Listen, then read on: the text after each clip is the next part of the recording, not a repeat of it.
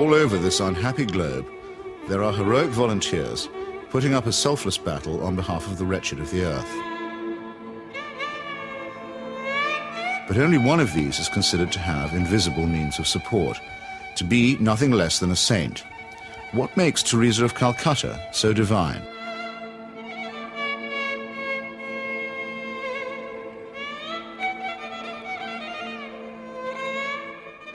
Long before Mother Teresa's helicopter touched down at about 11:20 this morning, the crowds were gathering here at Knock.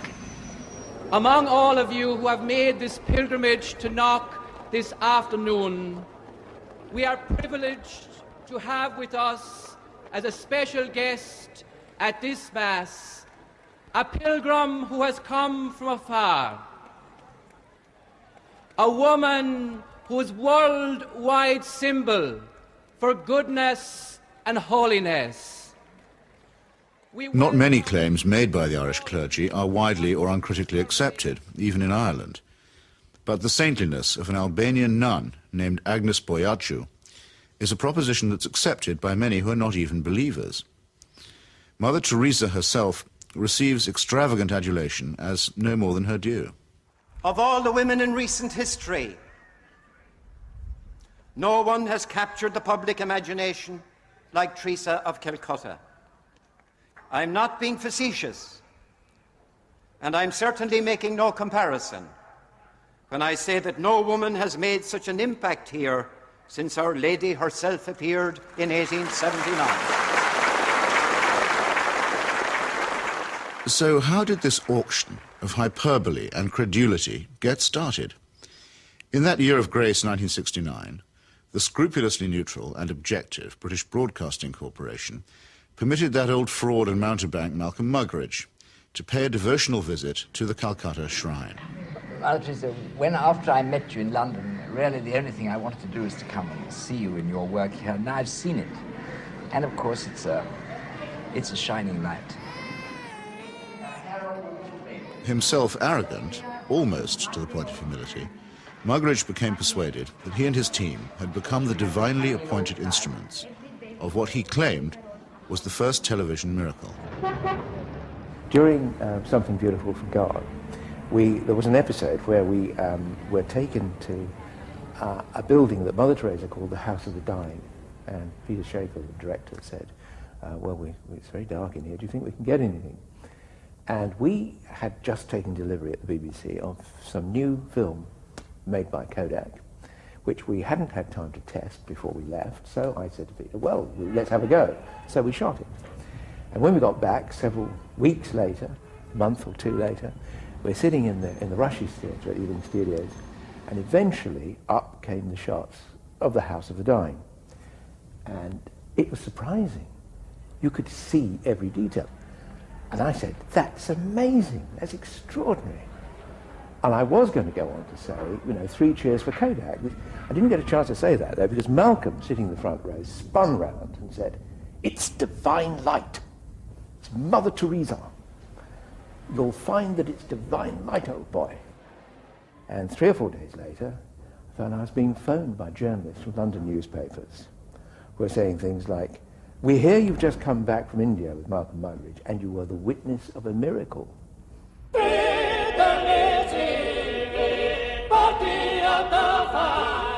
And a star was born. This profane marriage between tawdry media hype and medieval superstition gave birth to an icon which few have since had the poor taste to question. It's like you're actually seeing a living saint. Give a man a reputation as an early riser, said Mark Twain, and that man can sleep till noon. How does the reputation of Holy Mother Teresa look if, just for a moment, we switch off Malcolm Muggeridge's kindly light?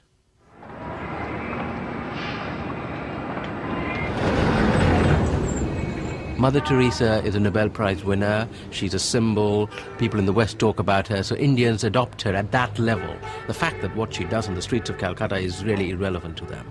They couldn't care about it, and most of them don't even know. But Mother Teresa is the sort of figure you show to visitors. Mother Teresa's flagship institution is her home for the dying, a hospice which purportedly sweetens the last moments of otherwise destitute lives.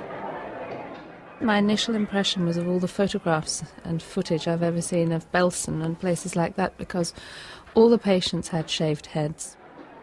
There are no chairs anywhere, there are just these stretcher beds, and they're like First World War stretcher beds. There's no garden, no yard even, no nothing. And I thought, what is this? This is 2 rooms with 50 to 60 men in one, 50 to 60 women in another. They're dying. They're not being given a great deal of medical care. They're not being given painkillers really beyond aspirin and maybe, if you're lucky, some Brufen or something for the sort of pain that goes with terminal cancer and the things that they were dying of.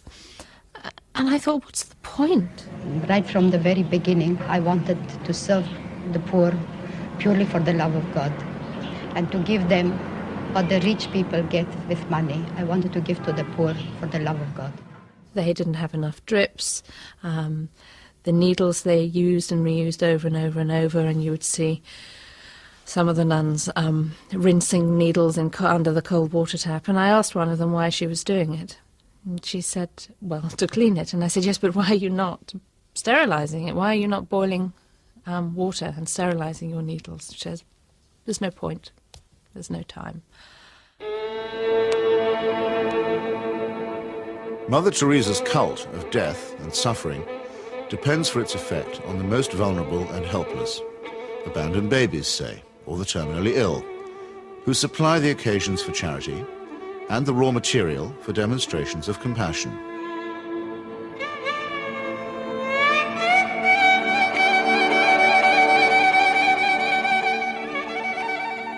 The first day I was there, when I'd finished working in the women's ward, I went and waited on the edge of the men's ward for my boyfriend, who was looking after a boy of 15 who was dying. And an American doctor told me that she had been trying to treat this boy and that he had a really relatively simple kidney complaint that had simply got worse and worse and worse because he hadn't had antibiotics, and he actually needed an operation.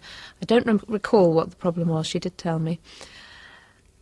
And she was so angry, but also very resigned, which so many people become in that situation. She said, well, they won't take him to hospital. And I said, why? All you have to do is get a cab, take him to the nearest hospital, demand that he has treatment, get him an operation. She said, they don't do it. They won't do it. If they do it for one, they do it for everybody. And I thought, but this kid's 15.